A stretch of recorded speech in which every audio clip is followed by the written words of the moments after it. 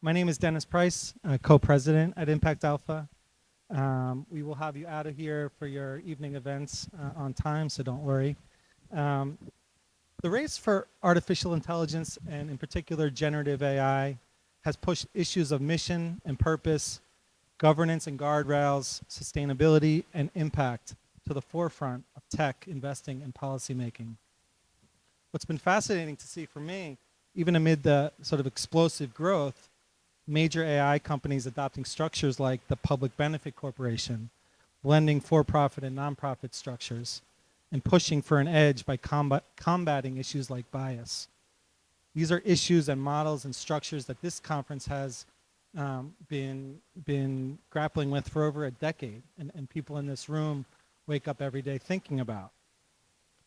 If AI is indeed going to accelerate impact, people in this room are pivotal to making that happen.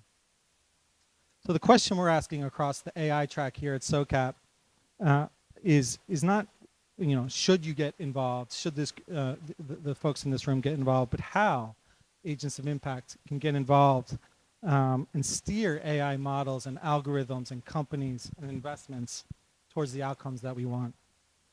To tee up this conversation, we have an amazing panel. Our guest today helped shape the AI track here at SOCAP and are leading efforts across the industry to ensure AI is built responsibly and that the benefits are widely shared. So please welcome Mutale Nkonde, founder of AI for the People, here in the middle, which works with legislators, businesses, and investors to root out bias and discrimination in AI. David Harris on the end, a chancellor's public scholar at UC Berkeley and faculty member at Haas School of Business, where he teaches on ethics in AI and advises policymakers. David is also a former research manager at Meta, where he worked on responsible AI. And Ravit Dotan, founder and CEO of TechBetter, where she works with tech companies, investors, procurement professionals on responsible approaches to AI. And Ravit writes the widely read blog, TechBetter. Mutale, I wanted to start with you. Tell us a bit about AI for the people, and what is AI for the people? What is an AI that works for the people look like? Thank you for that. And good afternoon, everybody. So AI for the People is a nonprofit. And what we've been doing over the last 5 years is building on around a decade of work that I had done prior, where within the tech industry, I was always sitting on teams within product where we were looking at new rollouts and new product maps, but I was often one of the only people in the room that was asking questions around, once this product gets into the wild, how's it going to be used by X person or X group? And one of the things that really irritated me as a product designer was the people that we were always designing for were the same person. We were designing usually for we were designing for you, actually, David. Usually a really well-educated and charming white man, may I add. But unfortunately, when you are deploying products, if you're really looking to go to scale, they are going to be used across population groups. And increasingly, as I was looking at products that were going into the global majority, the global majority is a non-white space. So coming out of industry and going into academia and research, I was really interested in what happens with AI systems and models when they are hit for edge cases, when they're hit for marginal cases. And that was part of the people. And I would consider myself an edge case or a marginal case within the business setting. So what we've been doing over the last 5 years is really high-level advisory work. So I was just saying when we were coming up, we do a lot of high-level advisory with the US government, so most recently at the White House. We also do high-level advisory within UN teams and then within industry. And within industry, I'm always looking at trust and safety as kind of a place where thinking about what happens to a product. Specifically, I'm thinking of social media when, for example, there is an election and there may be controversy. What guardrails do we need within those testing and evaluation protocols to make sure that if something should go terribly wrong, we can switch off, we can pull back, we can advance? And honestly, I was given a startup grant by MacArthur, who I know is a sponsor here, and by Ford in 2019 to launch March 2020. And my big thing that I sold them was that I was going to go out into the world, and then I couldn't. And I was like, oh, the pandemic, it'll be 2 weeks. After 2 weeks, I'll be able to go out into the world. But that's what we've done consistently. And in terms of what does an AI for the people look like, it would probably be a product or a suite of products that is designed in such a way that should that product do harm or be found to do harm, we can either pull it back, or better still, we can have impact assessment before it even gets out into the wild. And that's where much of our policy works is. Take us back to 2019. You became the lead advocate for the Algorithmic Accountability Act. Tell us a bit about that and just the general state of federal level AI policy. Yeah, so it was really happy days because Trump was president, Paul Ryan was leader of the House, and Mitch McConnell was leader of the Senate. So we knew when we were advocating and even working with lawyers to write this act that it was going to go absolutely nowhere, which was a really powerful position to come from, because what we were able to do is create what's called a messaging act or bill within Congress, and we just laid out basic principles. This is an algorithm. This is how an algorithm works. This is why impact is important. Yes, we want the best engineering. Yes, we want to beat China. If you are Chinese, I'm sorry, but we're U.S. government, so you have to say stuff like that. You speak to me later. But yes, we want to beat China. Yeah, we want to trillionaire. Yeah. But this has to be safe, and this also has to be compliant. The GDPR was just coming on board in Europe, so we would always point out this has to be compliant in other geographies. And Kenya was doing a lot of work, which was really cutting edge, still is. Brazil was doing a lot of work, and so that's what that was. AI for the People is also beginning to build out its own investment portfolio around these ideas. Tell us a bit about that, and then we can come back to it.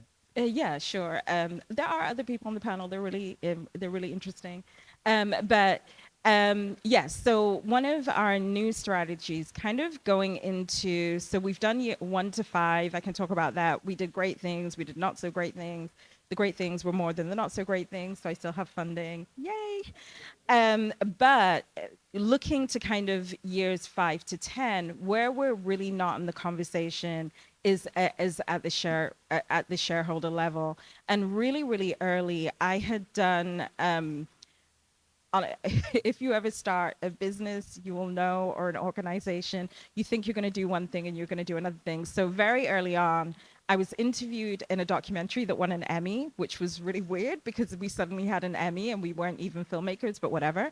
But one of the people that I spoke to in that documentary were a group of nuns that had started to buy shares in companies during the civil rights movement. And by the time we spoke to them, they had become a large enough minority shareholder in Microsoft that during 2020, they used their proxy vote to say to Microsoft, you cannot sell facial recognition technology to police forces. And I personally found that really inspiring, because if you meet them as people, they really are just nuns and trying to pray and mind their own business. But the other side of them, they were using what they considered to be a moral conviction to do good in the world, to go into the business world in this way. So they have been one of my mentors in terms of impact investing in proxy voting, and we're building out a portfolio, and we will be on the shareholders floor sometime soon. Fantastic. Well, David, I wanted to bring you in and stick on policy for a moment. State level policy can actually be effective as well, even if at the federal level some of this stalls. especially here in California, where a lot of the tech companies are. Can you tell us a bit about some of the policies you've been working on here, and what's the current state of those? Yeah, absolutely. And thanks so much for hosting. It's great to be here. State level is an interesting place to play on AI policy, I believe, because we, still can't expect that much from the United States Congress. They can barely pass a budget, and it's it's a difficult situation to just hope and wait, and and pray, yeah. And so I made a decision about 2 years ago that I really wanted to impact AI policy. This was after working at Facebook and Meta for about 5 years. And so as I was doing the research and talking to people I knew who are deep in the policy space, I talked to some people in DC, and I said, so is anything going to happen in DC? Should I be flying out to Washington? Should I try to move my family to Washington? And they all said, no. Go to Sacramento, which is near where you already live. I live here in San Francisco. And they said Brussels also has some action. So I've been spending most of my time, I think I've probably made 7 trips to Sacramento in the last year and 3 trips to Brussels and 1 to DC. The Senate asked me to testify, so I thought I should show up.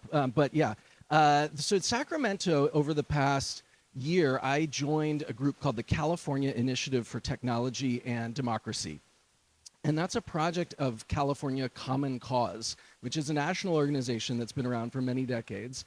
And with CITED, California Initiative for Technology and Democracy, I was part of a team, and we wrote 4 different bills about AI, mostly about AI and elections, and how AI, disinformation, and social media platforms, if not governed correctly, can be used to subvert our democracy.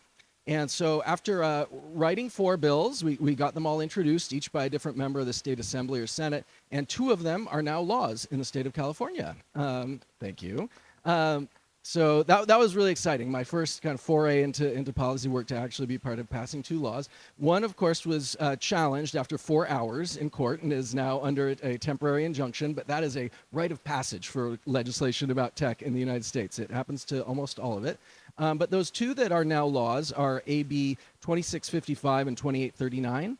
And those are about deepfakes in elections. And they prohibit people from making deepfakes that misrepresent election officials or candidates or election equipment in the months before and after an election. And they require social media platforms to take down that content if they know about it or similar content.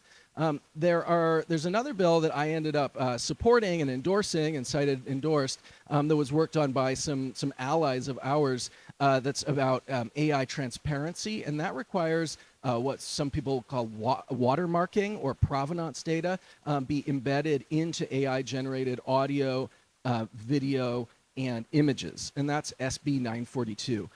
There are a bunch of others, but I could go on and on, but it looks like you have another question for me. Well, I'm just thinking, we're sitting here in Silicon Valley, all this regulation, doesn't it slow innovation? Yeah, it's interesting. That's something that's often brought up, but I think the best counterpoint I have to that argument that AI is bad for tech industry or tech companies is that the majority of CEOs of AI companies, big ones, have asked for more regulation of AI. The CEOs are demanding it. So I think that idea, that sort of tired, worn out trope that regulation is bad for innovation is something that people are kind of dragging out without actually checking with the CEOs of the companies that we're supposedly speaking for. I think someone needs to speak for the CEOs, and I'm going to say that's what they want. They want regulation, but right? A marginalized group, exactly. Say a bit more. Why is that? Like, why do CEOs respond? Some CEOs respond well to those sort of guardrails. Yeah, so the CEOs that are dealing with AI right now are fully aware that they are in a race to the bottom to ship products fast that are not ethical or safe or particularly well designed. And because they are in that race, they desperately want someone to set some rules to the race. When you don't put rules on a race, you end up having, the contestants shoot each other or elbow them to the ground, and it just gets ugly. They want some rules that slow things down and make it more civil. But if we don't have the rules, then you have situations like OpenAI with their senior most executives just stealing content, downloading YouTube videos off the internet to train their AI systems on, just boldly grabbing any intellectual property to use it. You have companies releasing all kinds of AI systems, like Google releasing their beta of search that tells you to put glue on your pizza to make the cheese stick better, tells you to eat a rock a day because it's healthy for you.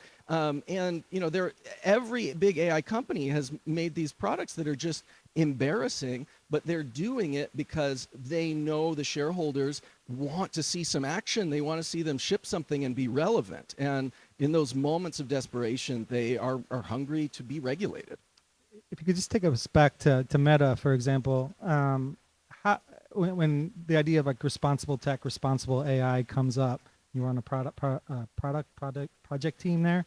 How seriously do they take that, and are they responsive to these sort of policies and regulations?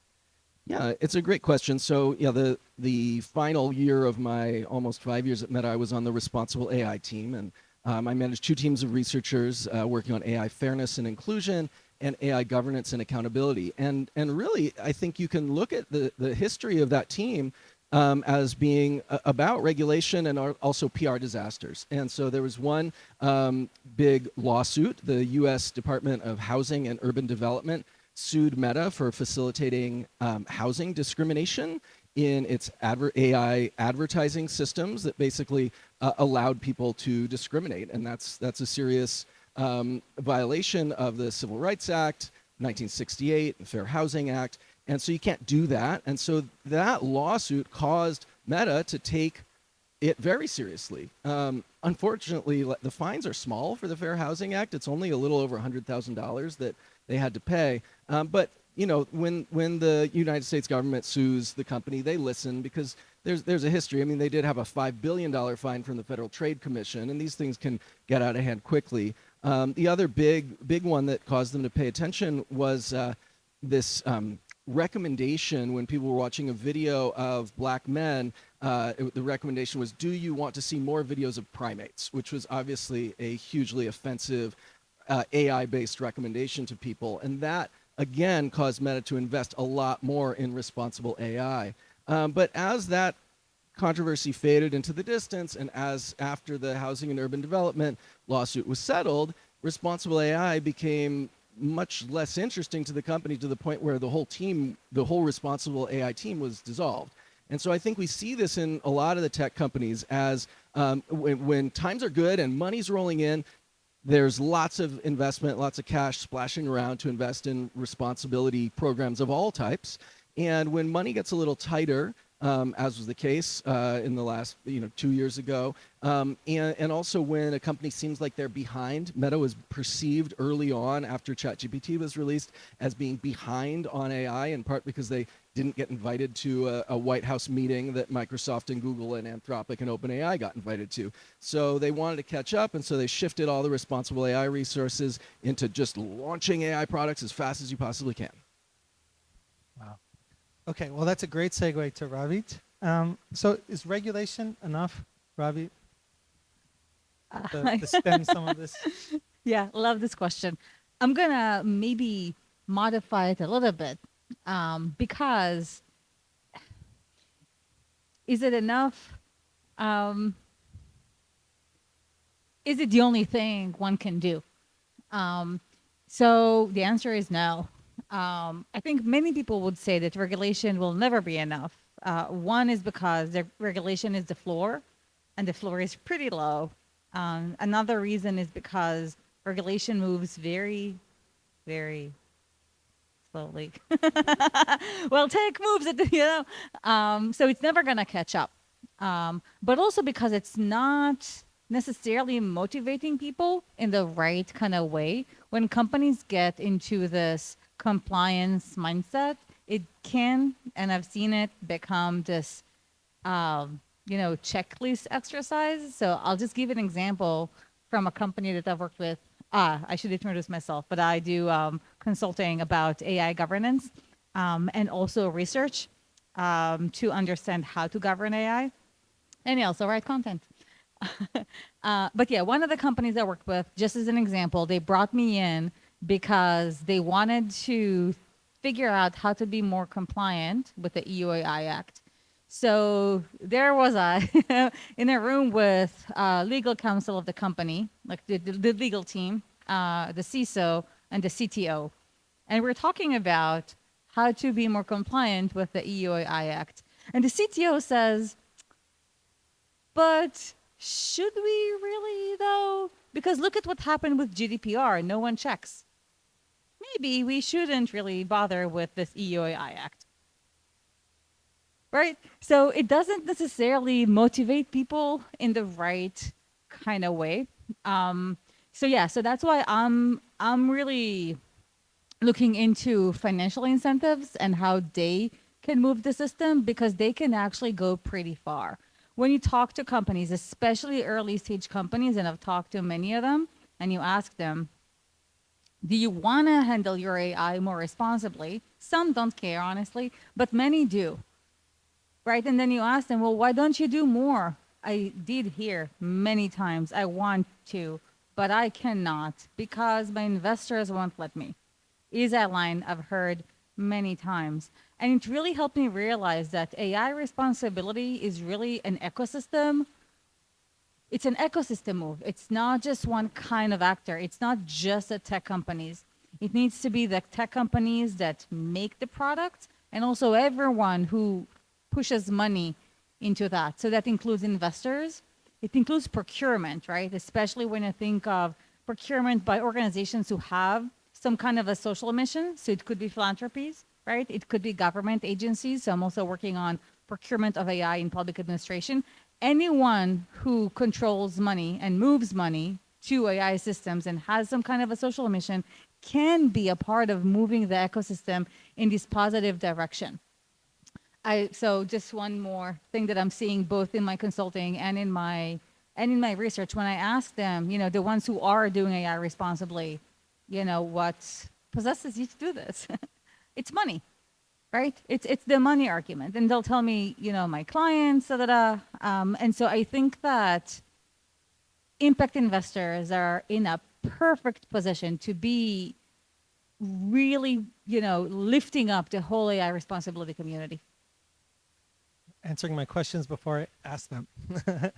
No, but we're framing ethics and responsibility in AI as a cost, right? And there is an upfront cost to it, but over time, isn't there a benefit to a company being around because they haven't, the customers haven't rebelled, or they reached a large market, they reached a global market. So what's the sort of business case for ethical and responsible AI? Yes, my favorite question.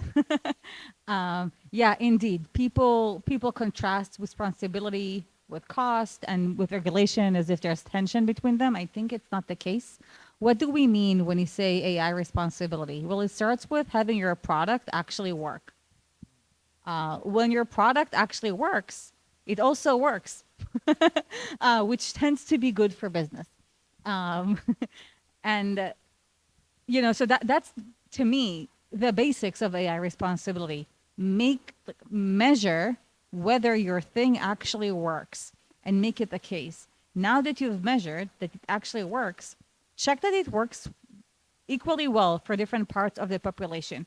If you do, you will actually have more customers because it works for more people. So as I see it, it actually expands your customer base. It is perfect for business, not to mention reputation, right? Compliance, right? I really like this example of Meta, and the EEOC, because it really demonstrates that AI regulation is not just new fancy AI laws. It is also the laws that we already know, such as non-discrimination laws in housing, in employment, everywhere.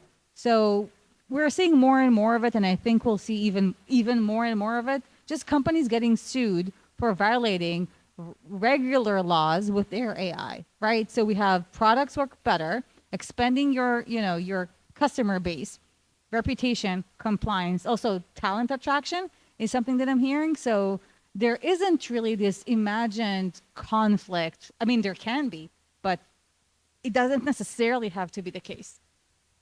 And you mentioned investors, you mentioned impact investors. What is the role in that ecosystem for an investor, and particularly investors like those in this room that have, impact goals as part of their thesis. Yeah. Okay. I want to maybe frame this around some misconceptions that I've been hearing in the impact space that I've been hearing from some people. Okay, maybe I'll back up a little bit. I think seriously, I was so excited to go to SOCAP because I think this place and everyone in the audience can really be a huge part of elevating the entire AI ecosystem. Seriously, because who understands better than you that profit doesn't necessarily have to conflict with social impact, and that moving money for impact makes a huge difference, right? This to me is the perfect audience for that, which leads to the question of how, how to do it. Or no, I'll go to the misconceptions first because that's where I was going to start. One misconception that I'm hearing is, well, I don't need to do anything special for AI responsibility because I already check for intentionality and things like that. That is sometimes true, but often it's not enough because the founders, they don't understand enough to even know the damage that you're doing. And so even if they do seriously mean well, they might need that extra support. They might need it other due diligence to see, but do you understand what it is that you do? A second misconception that I'm hearing is don't talk to me, talk to the investors that go, that invest in technology. I invest in climate. I invest in gender. I don't invest in tech. So it's really kind of not, my field. But that is also a misconception more and more. AI is like the internet. Everyone is going to use it. I think everyone is already now using it, right? Even just like generative AI that they use as tools, even if they don't have AI features in their product, it is unavoidable in any domain to have companies that invest in AI. So really it pertains to all impact investors. Not to mention that the impact itself can be accelerated if the company knows how to use AI well. So really it touches on everyone. And then I'll just quickly say, because I know I'm going on and on, what to do, because that's another misconception. Usually investors, they go to the due diligence, and that's a really, really important thing to do. Yes, definitely ask questions in your due diligence about AI responsibility. I actually made a framework for that. You can just find it online, it's free. But don't stop at due diligence is the point that I want to make. It's not enough, right? Help them grow like you do in other areas of their business. Most companies are really just getting started. They do need guidance. That guidance can come from you. I love the portfolio management piece because some companies are starting out with AI, some are adopting it, right? So you're going to have to look into your portfolios. I have to share, there's these white cards on your table. If you have questions, please write them down and hand them to the volunteers here, and they'll bring them up, and we'll get to your questions shortly. But let's get concrete, and we started with due diligence and portfolio management. How are the clients you're working, the policy advisors you're working with, how are they approaching responsible AI? What does it look like in due diligence, for example, or with larger companies? I think in our work, I was in a White House meeting last week, and one of the things that I thought was really interesting is that the US government are very clear that AI development is going on here and not in DC. So really getting fixing their mindset to become more business friendly. So there's a number of different ways that they're trying to pull the lever as a responsible AI vendor, if you think about how big that market is. And they've split it into three distinct parts. The first part is that they've invited companies to give them their models pre-release so that the government and the company can talk through impact, but they can also start looking at product maps. So I'm not for confidentiality. I can't say which companies they are, but these are major generative AI companies across the globe. They're already doing that. So that's number one. Number two, to David's point around regulation being wanted by these companies, and I'm happy that people like me are in the conversation, but they're also giving those company heads those poor CEOs who have no voice and no power, how would you like this to be done? And to David's point, much like when I work with companies in the financial sector that are adopting AI too, because as Ravit said, the people that we work with are in every single business vertical, every single type of company. It isn't just Anthropic and OpenAI. This is going to be mass adoption across all industries across the world, but they are able to give whatever their versions of responsible AI is. And by the way, it's not responsible. I've looked at what their versions are. It's basically, look over there, I'm going to make money. So we're not going with that.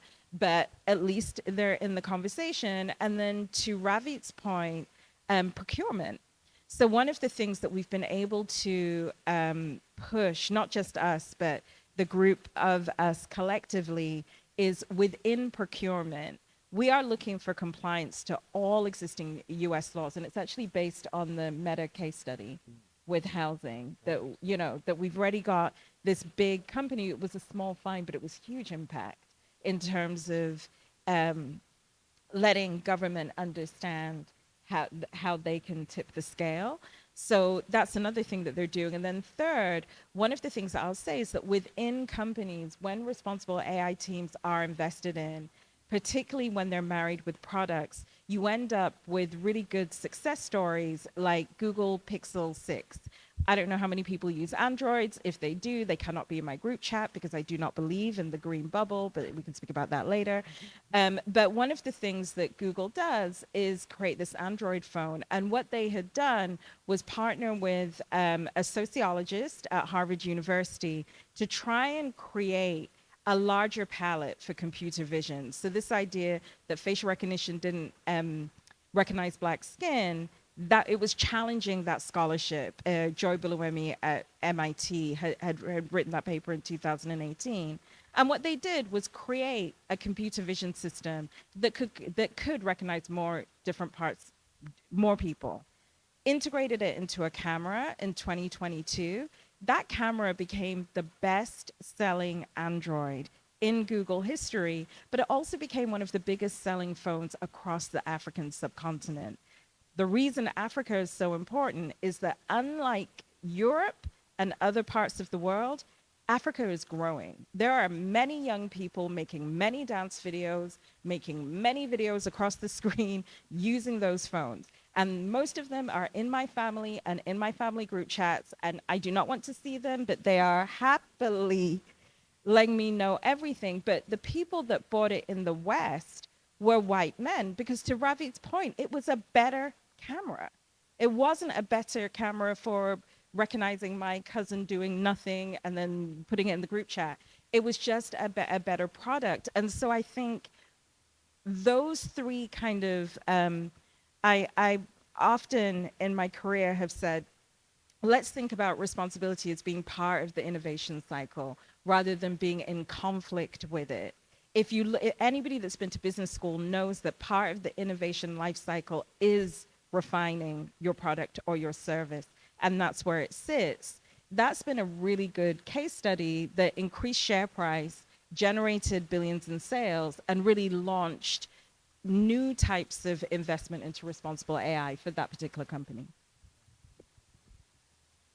Yeah, I think I'll be talking a lot about this topic on Wednesday.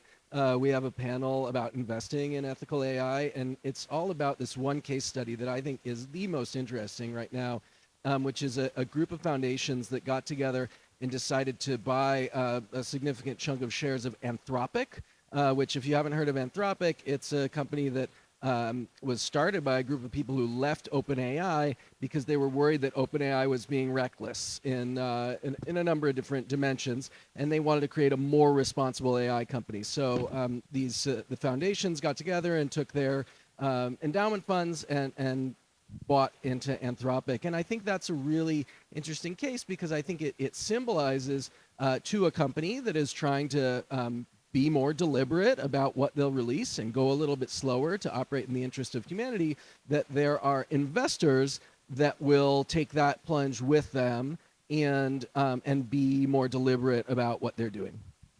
Ford Foundation and Meteor Network and Nathan Cummings. Cummings.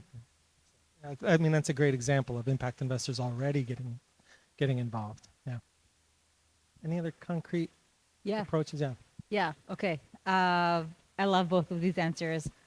So I'm gonna take it to the investor territory. Yeah. Okay. I guess first I'll put a plug for myself because tomorrow I'm actually giving a workshop on ethical AI due diligence. So how to do this due diligence is going to be my topic in my morning session. I also have an afternoon session. Yeah. But here are some of the hangups, some of the bottlenecks and what to do about them. I think one of the major bottlenecks is investors may feel sometimes that they need to understand the tech to a very high degree, and that can feel very intimidating, right? Like, I'm not an engineer, I don't know, right? And so they say, how am I supposed to know whether the company does things responsibly? Like, I don't know the math that they use, what am I supposed to ask, right? And that's a genuine pain point. And also, they feel that they don't want to overburden those companies and be like that investor, and so those things can kind of make them, oh, I don't want to maybe like go there. I don't feel confident. I don't want to be like overburdening, especially in my like quarterly surveys, like whenever, whatever frequency people do them. But yeah, there's another way. I think it's really important to focus on the governance at the company rather than only on the technology itself. And governance is something that investors are already very familiar with, right? So you can ask things like, how do you measure? Which is something that investors are used to asking. But how do you measure your fairness impacts, your bias impacts? How do you measure your privacy violations, right? What do you do to actually understand those impacts? What do you do to decrease them, right? What kind of training processes you have?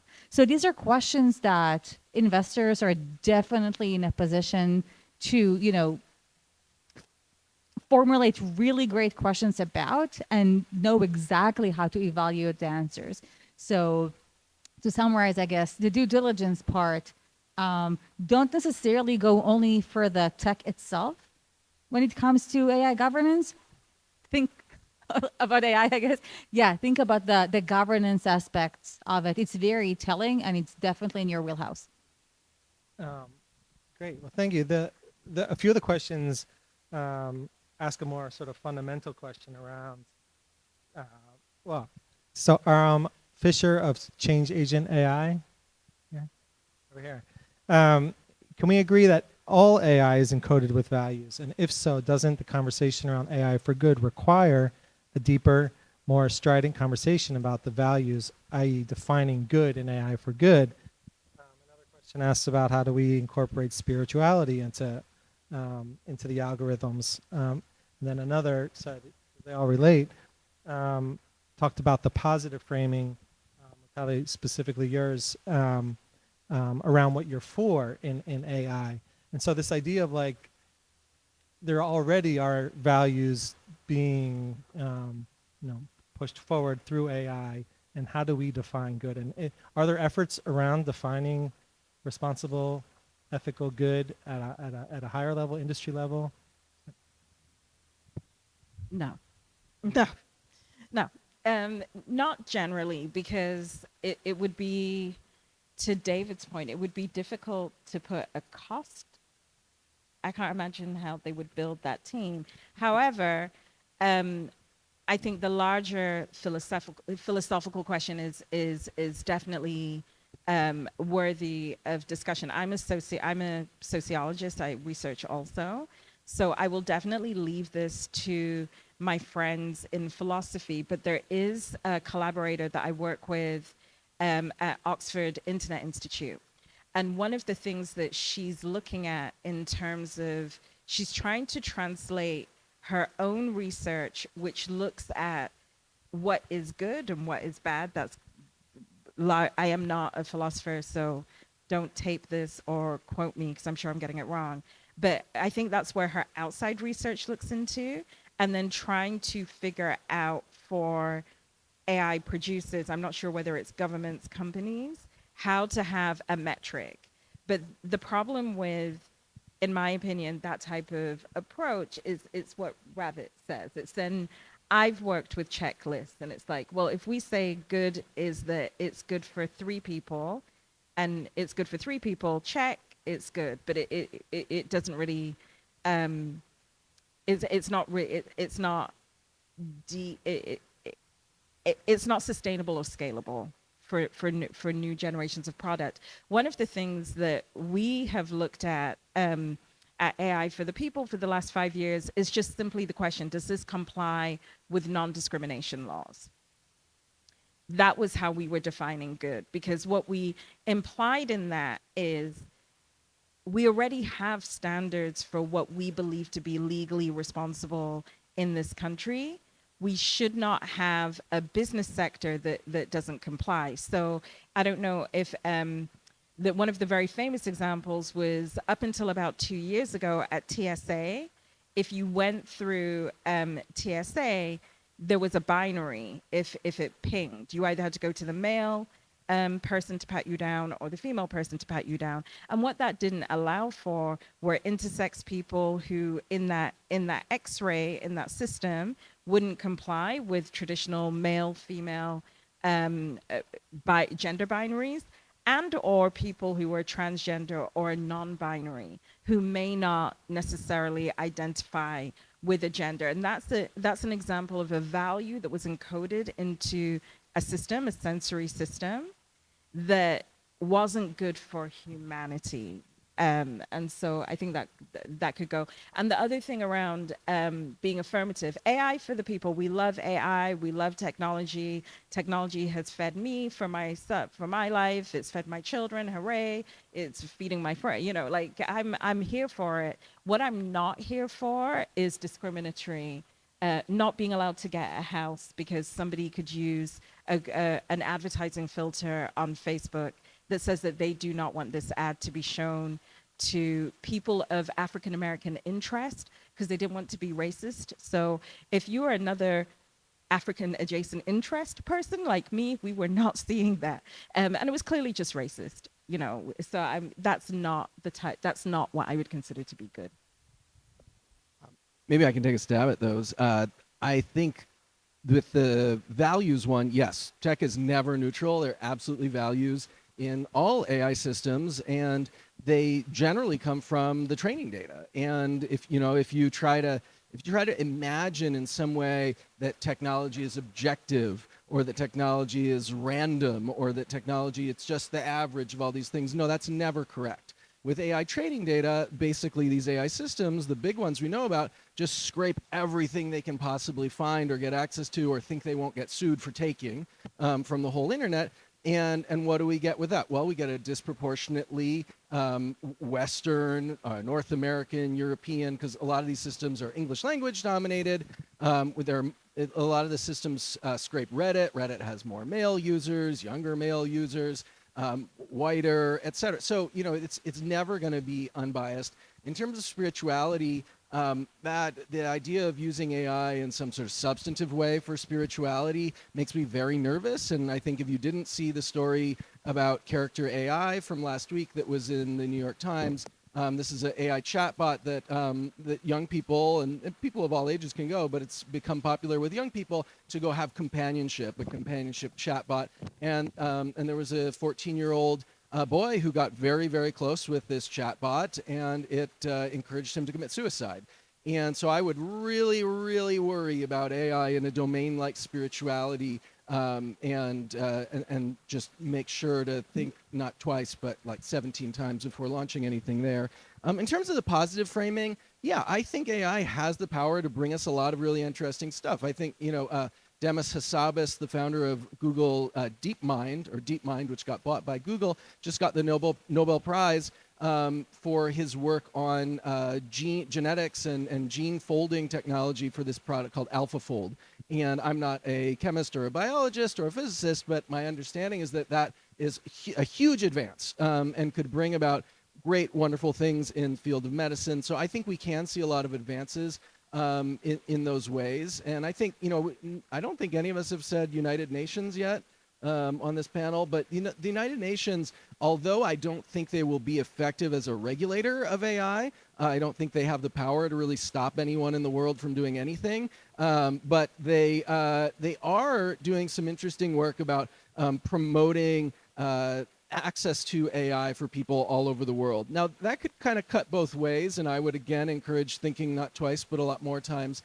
One of their big platform points is especially investing in open source AI systems to give more access to people in all over the world. Now, open source is something I've been a big cheerleader for almost my entire career, but open source with AI has some big question marks on it for me. And that's because there have been a number of AI systems that are open source that get released to the public, but they can be abused to do a lot of damage. There's one famous one called Stable Diffusion, which was trained on thousands of images of child sexual abuse material and then released openly. This is an image generator. You type in bad things about child sexual abuse, it makes you images of child sexual abuse. And now this has become the most popular AI image generator in the open source world, being downloaded millions of times each month. I've been pushing the companies that host this to take it down, and they won't take it down. And it's we have to be very cautious about open source with AI because AI is an extremely powerful technology.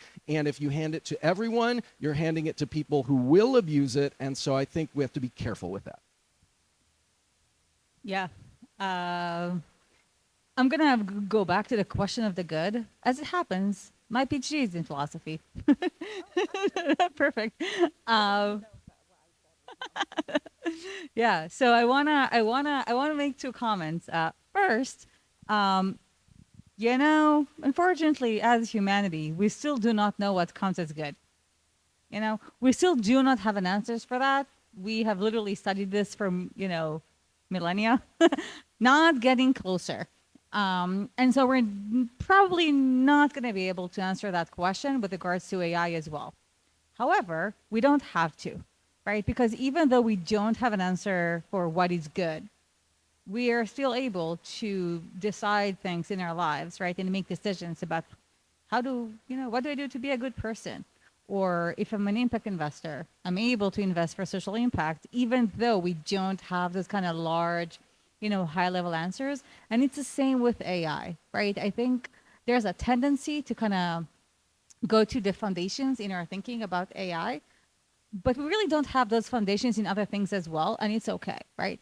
So if we already have a definition of what's good in terms of our investing, we can just apply that to AI as well, right? And so if I've decided that for me, the social cause is gender, okay, how do I utilize AI for gender?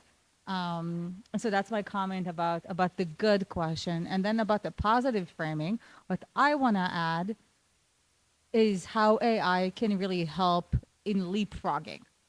So I'm thinking, for example, of the digital divide, which really bothers me.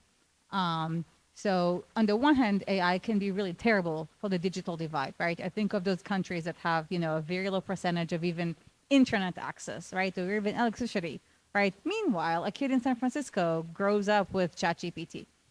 But, if we do move things differently, it can help in leapfrogging. And the same for small businesses, right? Startups. I'll tell you a story, hopefully to kind of get my point across of how it can be a huge equalizer if people understand how to use it. I created a framework for AI responsibility. I put it on LinkedIn. Someone reached out to me and said, we should start a startup together. We will take your framework, and me and my existing company will build the tech behind it, and you will keep 30% of it. And I said, thank you. It's true that I'm not an engineer. However, today I don't need to be because I already made my own app with Claude. I'll keep 100%, thank you. And so if you know how to use it, it really can give you that independence that can be a game changer, especially for anyone from any background that doesn't give them access to other resources. Eric Schmidt at Google last week, 2 weeks ago, had a quote around how we're not going to hit our climate goals anyway, so I'd rather bet on AI solving the problem than constraining it. And this is related to a question in the audience, like what are the limitations of AI? Are they going to solve, people thinking that they can solve, that it can solve climate change. And this question was around how do you guard against reckless implementation of AI as everybody adopts, every nonprofit's going to adopt AI. How do funders sort of protect against that? But in general, what are the limitations you all see in AI, especially related to impact and How do we stop? Is that the question, or? well, I guess there's two parts. Is one, the sort of limitations on AI, like expectations on what it can do and what it can't, Okay. and then protecting against reckless. Yeah, I think from an investor perspective, understanding what AI actually does and what it's good at is a really amazing first step as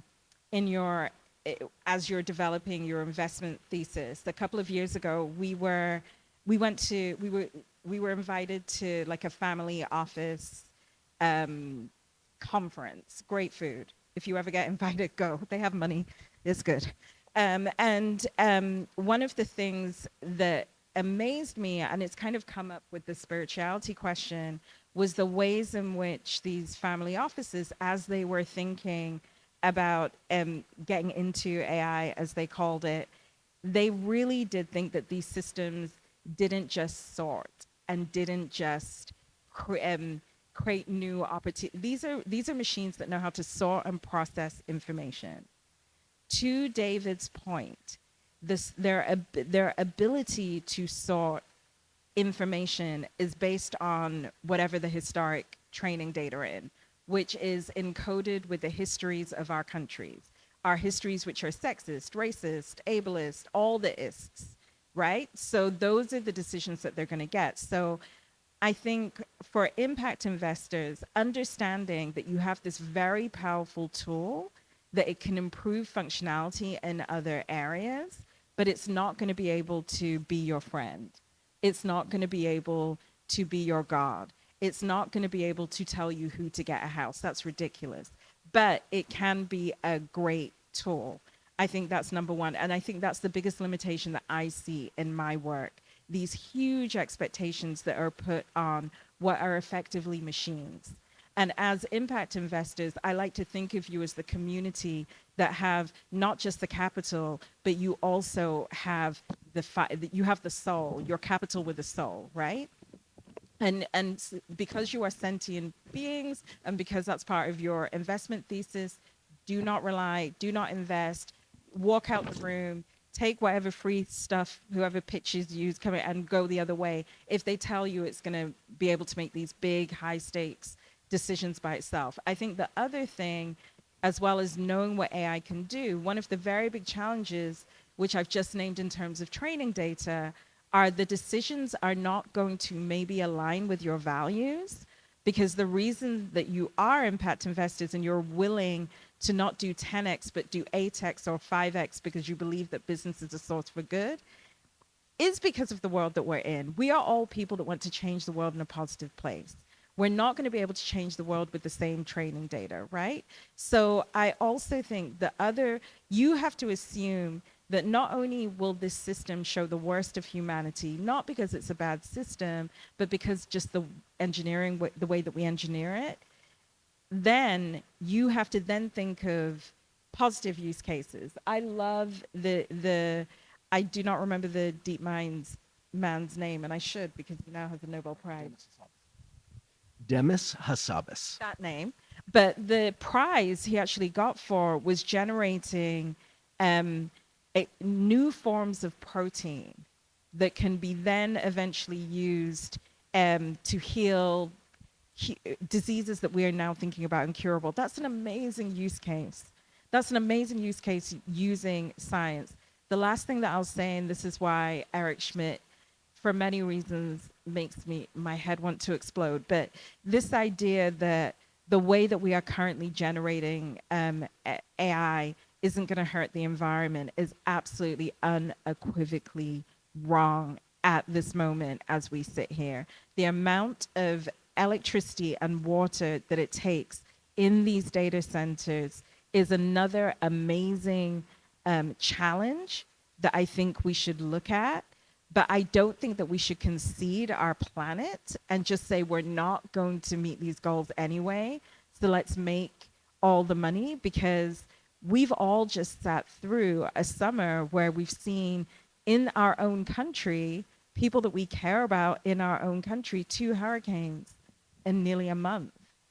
I live in New York City. I, for whatever reason, turned on to New York local news. It is 78 degrees today in Central Park. I'm expecting to be cold on Halloween, like all good New Yorkers. I need that to happen immediately. It could be 70 degrees. That's really scary. It's really scary for our ecosystems. It's really scary. So I would say look at all of these challenges, but it's also an invitation for investors to come in and invest in solutions. And sometimes that's not just the technology, it's also the technology plus the use case. And know that it will do bad things, and also know bad people are gonna do bad things with it. Like, I'm still sitting with the example of the horrible child example you just gave. The idea that somebody would want to generate that honestly wants to make me cry, but they do. My whole research career is in large language models. The first people to ever use the internet for communication were the Aryan nation in 1983. If you build a large language model and it does not have enough inputs, within 15 hours it will become a Nazi, because that's the basis of internet speech. We're running up on time. I just have one last question, and if you could each do a short answer, which is what this is the beginning of the AI track for the conference. What sort of message you have for folks going on the track? What would you want them to take away at the end of the 3 days here? Okay, I'll go first. Find something actionable, one actionable thing, right, that you can actually do in your day-to-day work. Doesn't have to be big, but something actionable. Know that you have the power to change it. You're investors. People care about people on the cap table. You are those people. So I would use that position for good. Absolutely agree with what was already said. I think find some founders who are not willing to participate in the race to the bottom on AI, and show them that you will stand there hand in hand with your money and allow them to pursue development of AI that's in the public interest and that maybe isn't the fastest and the most reckless solution available, because they need you there right now. And there are a lot of people who would like to be developing AI that way, and they need your voices, and they need your voices as shareholders, they need your voices as board members, they need you as board members who might have to disagree with 1 or 2 other board members or with other shareholders. So yeah, you use this power, be vocal, and I think there are a lot of great investment opportunities for you out there. I just love all the case studies and like the amount of lessons that are already coming out of the work you all are doing and your clients, some of the interactions with the federal government, investors that are already investing. Like, it seems like there's a lot to learn for folks, and thank you for sharing all that.